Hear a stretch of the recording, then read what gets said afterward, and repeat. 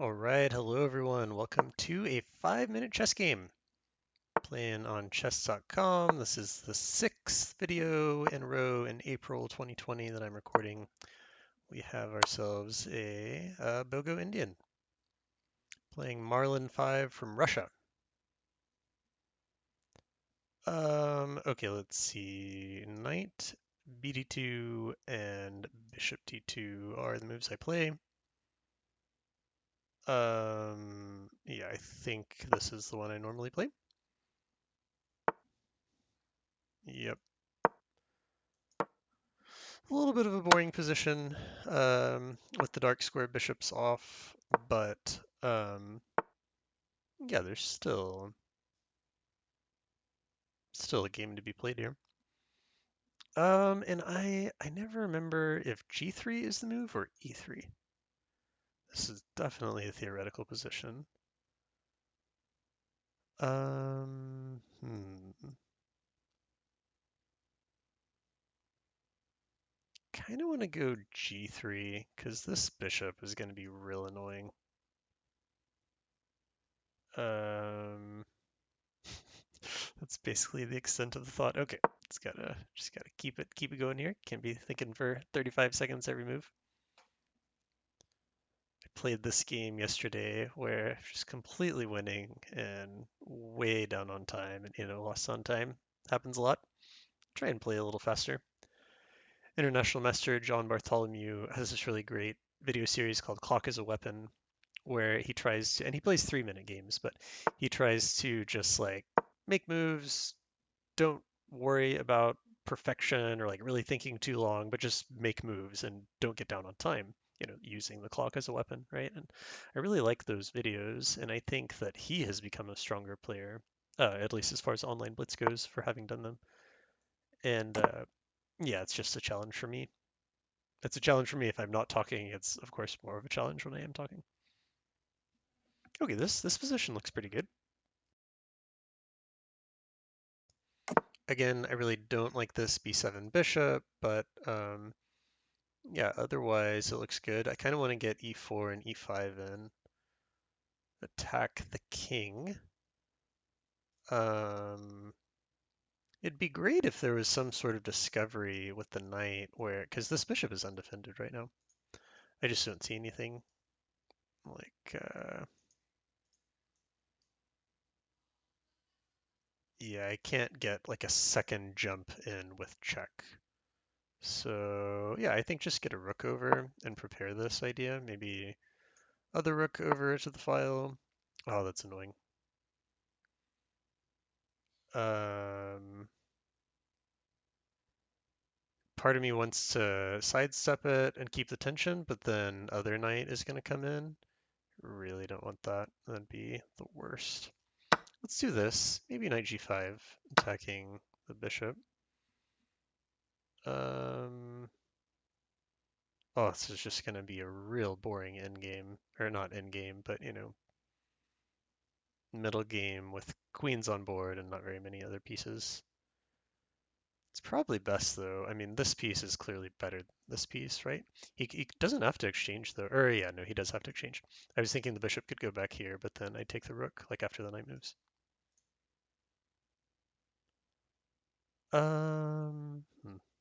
Yeah, let's just do that. It's annoying, but I feel like it's correct.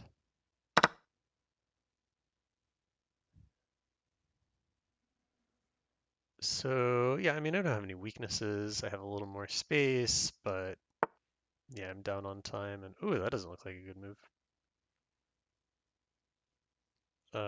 No concerns about e6.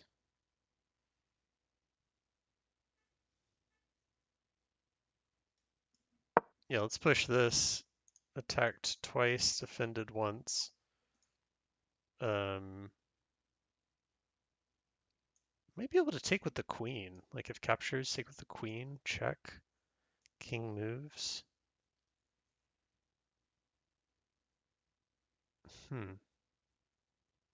Something to consider. I do also have to be aware that the knight can come in. Oh, okay. Well, no, this is... I was about to say this is just great. But like if knight e6, then knight c5. I really don't want to trade there, even though I would be doubling their pawns, however they take. I could get b4 in, right? This is an idea, taking away the c5 square from the knight, and then next move going e6. Oh, really need to hurry up. So yeah, the question is like knight e or no, no. Question is b4 f5 or sorry, b4 f4, and then knight e6, and yeah, I think that's totally fine. Yeah, let's do that. Let's pause just one more move before I stick this knight in, and I'll feel a lot better about life.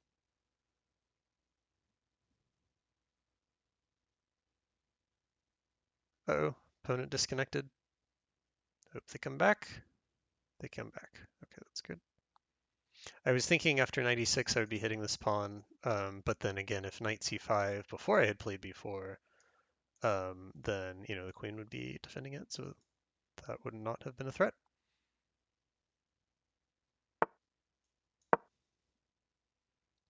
Don't get that move. That was helpful. Okay. This has got to be like winning, right? This looks like a winning position. Right, this position looks amazing.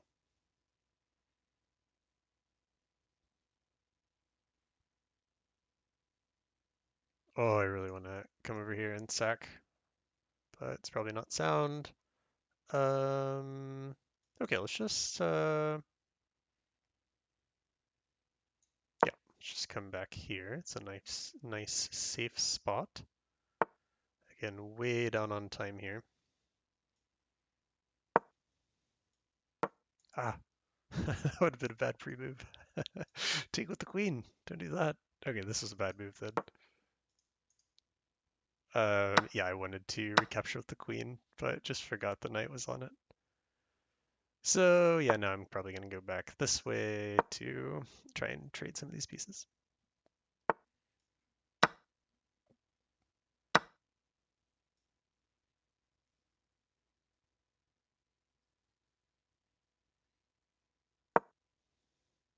Oh, really gotta hurry. Oh, yes. That move is beautiful. That's just a free rook. Oh, wow. They didn't press me on the clock. That was nice. Okay, that person's getting a thumbs up for the good sport because yeah, they could have kept playing, right? I mean, see, they can't take the knight because the queen is hanging. But yeah, I mean, they could keep playing here, right? I'm not sure what a good move would be. I mean, they could take the pawn, but then the knight's hanging. But anyway, they could have pressed me on the clock. I hope I would have been able to pull it off. But yeah, they could have gone like e4 here, for instance. And, I would have still had to have thought about what to do. Probably queen d2. But yeah, this is a completely winning position, just up a rook. Very nice. Okay, let's take a look at this one. Almost a miniature, not quite. The Bogo-Indian. I'm sure I didn't play the opening right, but yeah, I mean, I do this lame thing where I just play a3, and I think this is theory, but yeah, never really sure what the right thing to do here is. And then yeah, I never know about like, do I go with e3 or g3? I think this worked out fine in the game. It's just like one thing to think about when you're playing is what kinds of positions do you like to play, right? And then like play openings that will get you into those positions. This position that we got, after this point, this is not a position I like to play because it's real boring. It's like it's closed, it's technical. I really like the positions where you've got a bunch of pieces on the board and it's open and there's a lot of tactics, whereas this is definitely not one of those positions. So yeah, in general, I want to avoid that. And I wonder if just going back here, I wonder if e3 would be a way to keep it a little more tactical, keep some pieces on board. Okay. let's see what else can we learn here. Oh yeah, I might have been able to anticipate this move. Sorry, the knight coming into e4. Because originally I was thinking rook e1 and e4, but they just beat me to the punch. So, a common idea in these positions is to go queen c2 so that you avoid, the knight coming in. There's also some positions where the knight just gets here and then you go queen c2. But, yeah, I'm just trying to think of what else I could have done to prevent that. I mean, I guess I could have gone knight g5 here, which is what I played in the game. And then, takes, and this e4 square is covered.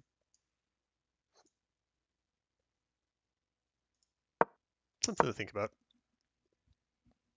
This rook did end up winning me the game. I mean, it was one of the things that ended up winning me the game, right? Being on the same file as the queen, so it wasn't so bad. And yeah, I mean, knight g5. Oh, looks so lame, just trading pieces, but it does force the trade, right? As I was saying in the game, like if they try and back up here, I just win the exchange.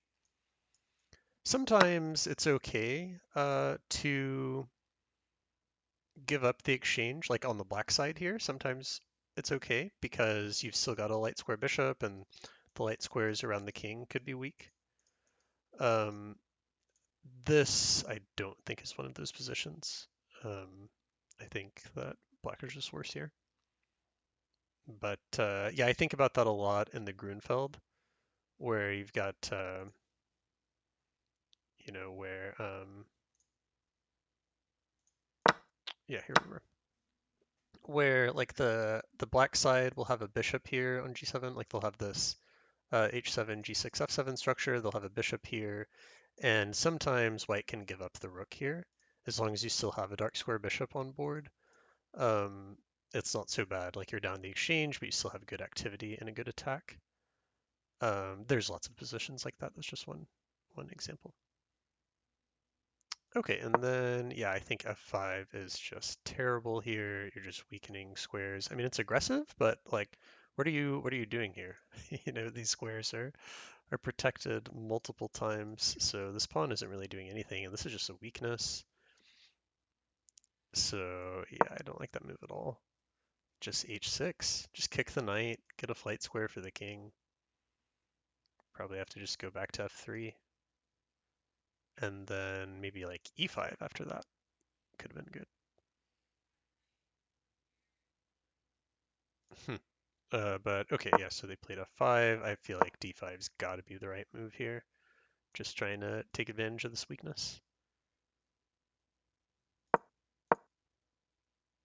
And then, yeah, I think this was an important move, right? As much as I wanted to jump in, just like take a time out for a second, think about, other subtle ways that you could improve the position. And I just really didn't like knight e6, knight c5. Again, this pawn is defended now, so I'm not really attacking it. And oh nope, I'm on the rook here. Oops. Yeah, I just missed the fact that they can't play knight c5 because yeah, I would have been on the rook, right? Knight e6, knight c5, knight takes f8, let the exchange. So yeah, that would have been fine actually. Okay, so b4 was a little mistake. Maybe I was getting too fancy. Happens sometimes. Still wasn't terrible. I still got into e6, and now, you know, I am depriving the knight of the c5 square that it wants.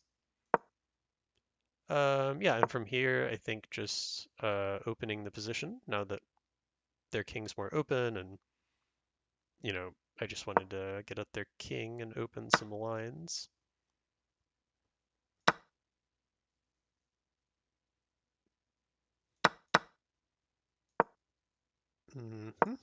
Yep, I think this is all fine.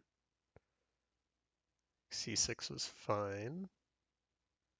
I'm just looking for like tactics that I missed. Well, I obviously missed this one because the whole point of getting the rook over was to recapture with the king, with the queen rather, and then be putting pressure on d6. But I forgot that the knight was defending that square, so I can't take with the queen.